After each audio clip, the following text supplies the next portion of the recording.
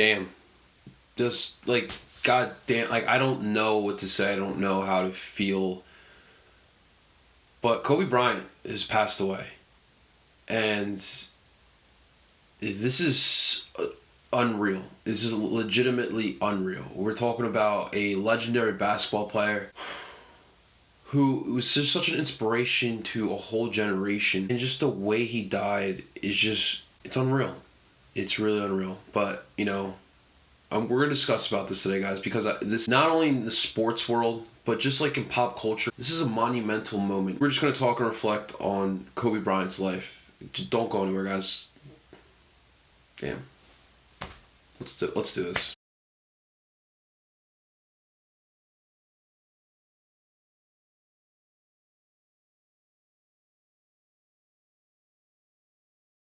Before we move forward, guys, just real quick, thank you so much for tuning in to my channel here, guys, quite frankly. I, at one point, was a basketball fanatic. Obviously, the breaking news yesterday, Kobe Bryant has passed away at the age of 41, and what makes this worse is that he died in a helicopter crash that was carrying his younger daughter, 13-year-old Gianna Bryant, as well as seven other people in that plane. In that helicopter that were all traveling to Gianna Bryant's traveling basketball game, and he died in Calabasas, California. This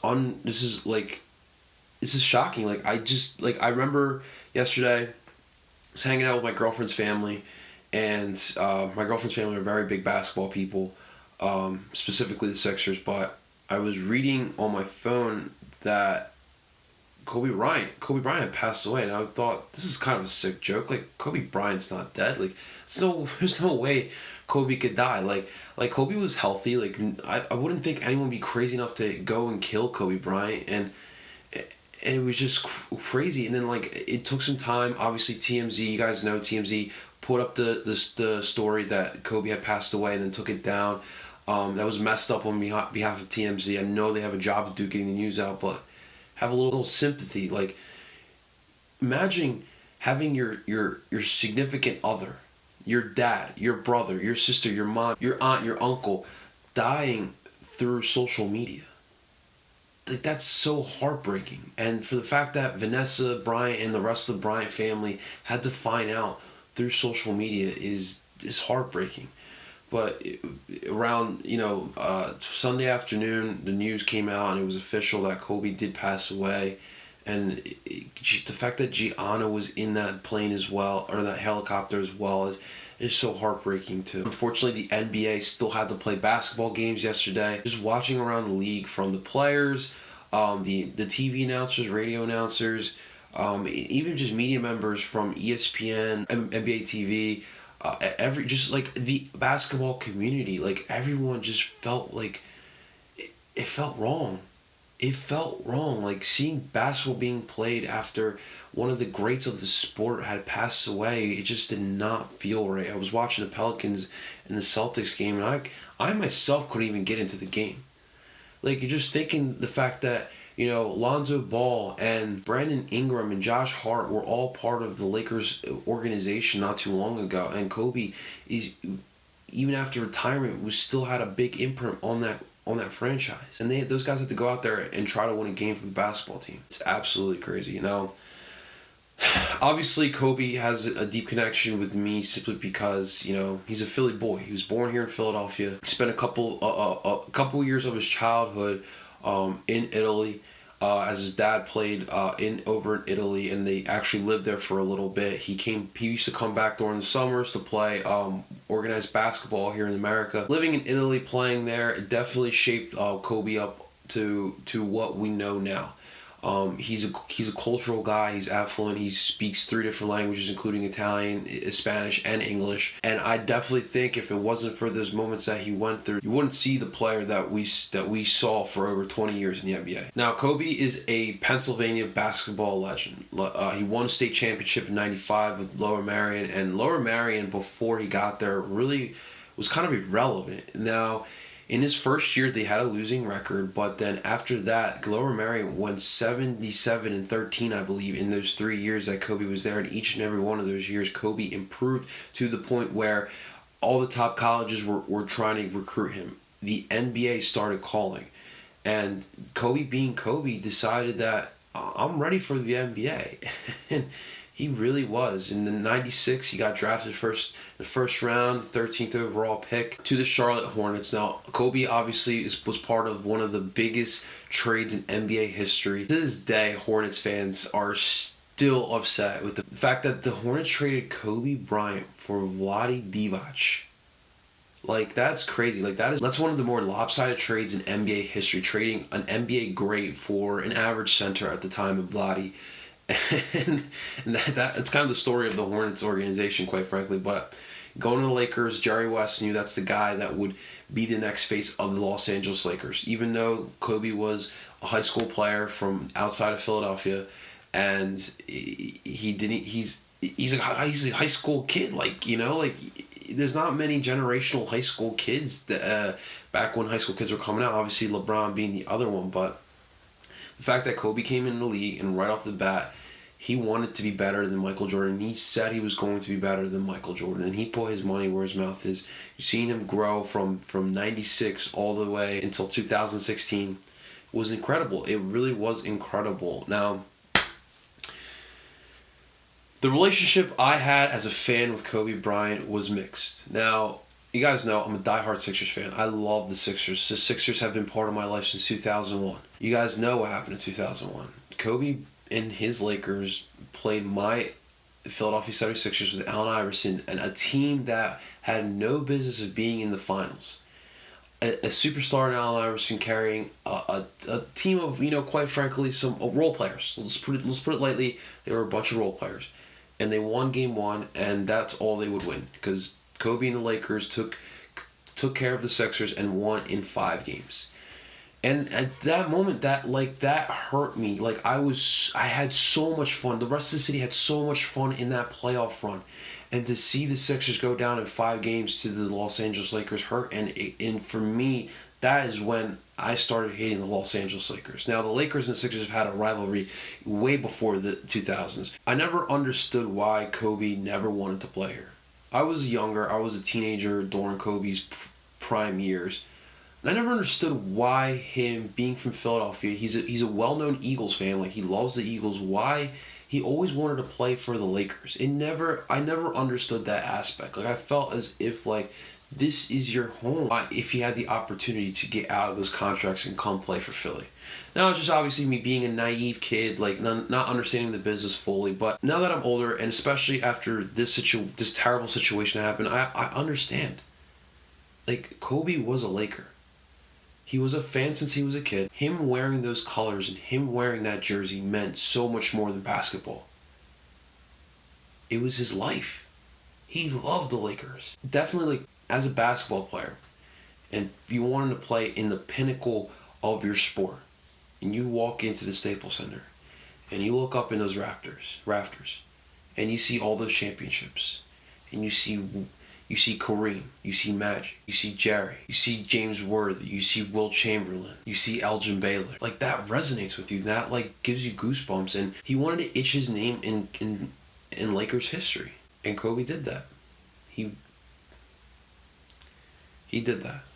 In the early 2000s, Kobe and the Lakers won 3 straight NBA Finals, 2000 to 2002, beating the Pacers, my Sixers, and the New Jersey Nets. And then a little decline with the Lakers. They went through that era where they brought in Gary Payton and Karl Malone, and they had a tough time of meshing those guys together. They lost the 2004 Finals against the Detroit Pistons in an upset special, and that kind of started the decline of the LA Lakers. Shaq got traded, and Kobe was left on an island in LA.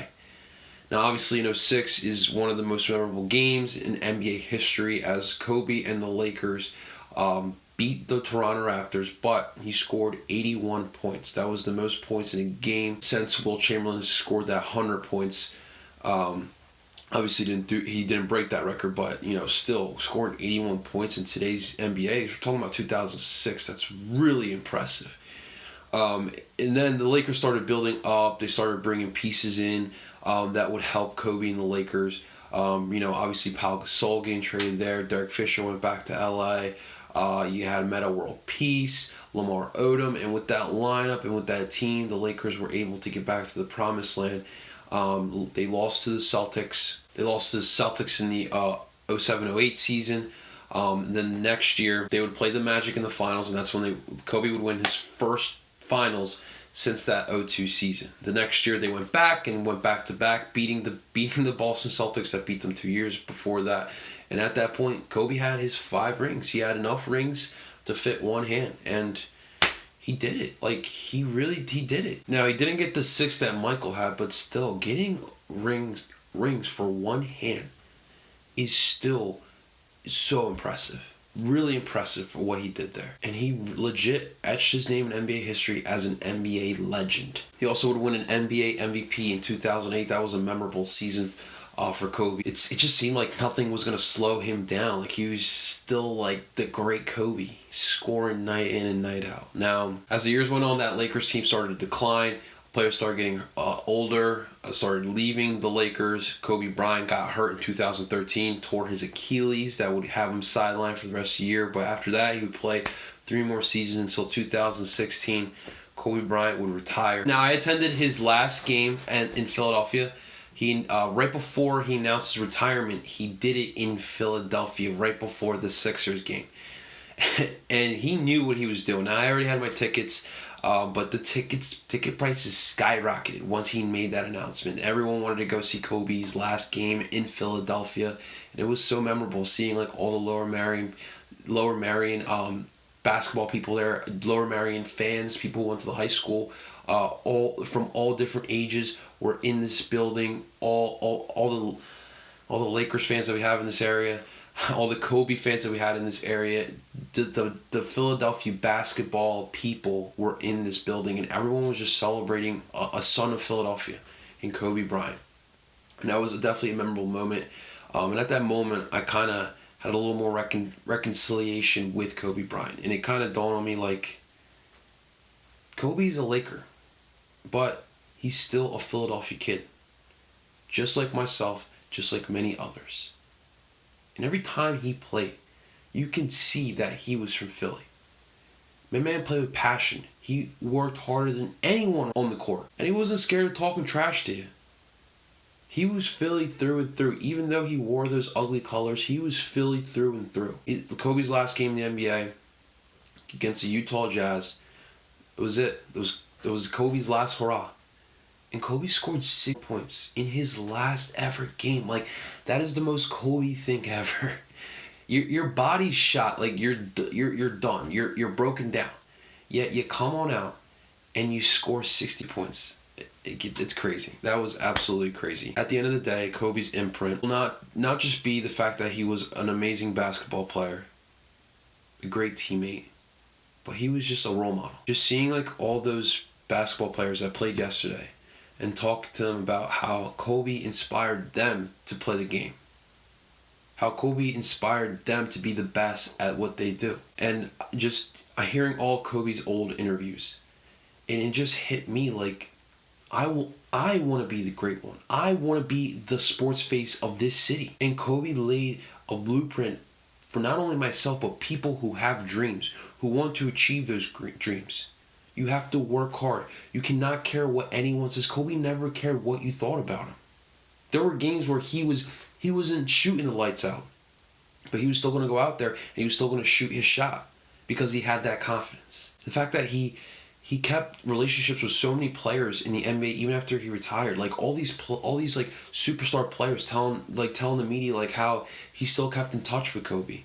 The fact that Kobe allowed himself to be so open to people, he realized that people want to be great, but sometimes they don't know what to do in certain situations. They need some advice. He is a great one. And he allowed people to come to him and seek some advice from him. And he embraced it. He knew that people dream every day and people have goals every day. And he wanted people to achieve those goals. And we haven't even touched upon the Gianna side. We're talking about a young kid, 13 years old. That breaks my heart, man. Like, we lost a young kid. Get her last name. She had dreams of her own. And there's that quote that there was a fan that went up to Kobe one night and with Gianna with her, and they told him like, "Yo, Kobe, when are you gonna have the boy so he can carry on the legacy?" And Gianna, being Kobe's daughter, he's speaking up for herself and saying, "I got this." It's powerful. It's crazy. I literally told my girlfriend's brother yesterday morning, before I even knew this happened. We were talking about the Bryant. It's crazy. And when we were talking about Gianna Bryant, I was telling him like, "Yo, she's going to be the best WNBA player of all time."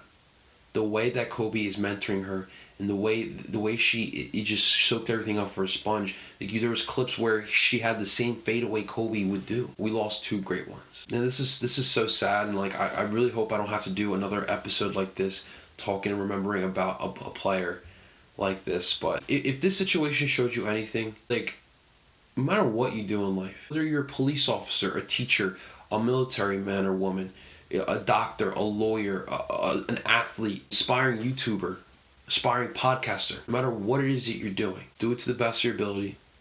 Put your head down and work hard at it. And don't listen to what anyone has to say. You want to be great? Put the work in.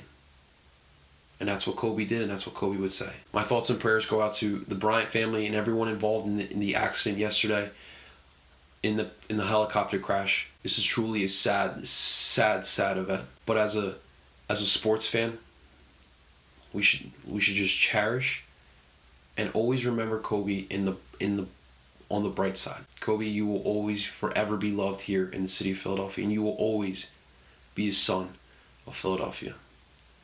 We love you, Kobe.